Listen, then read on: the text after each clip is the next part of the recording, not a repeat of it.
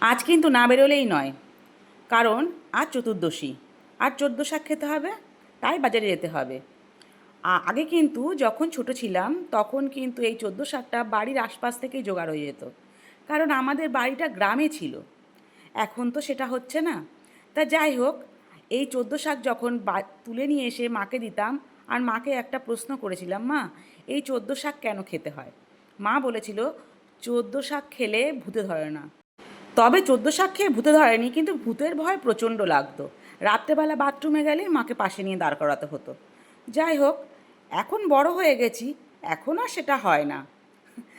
আর আজকে কিন্তু সবার বাড়িতে বেশ সুন্দর মাংসের গন্ধ বের হচ্ছে। রবিবার, আজকে কিন্তু আমাদের রবিবার নয়, আজ হচ্ছে সরপুঁটি মাছ রান্না করব। বেশ সর্ষে বাটা দিয়ে ঝাল ঝাল।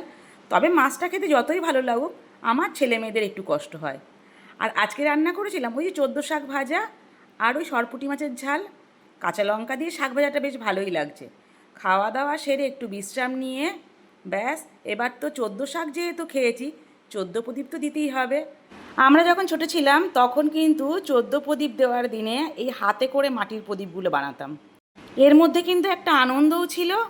আবার ঘুরে ঘুরে দেখতে যেতাম কার প্রদীপ কতটা সুন্দর হয়েছে।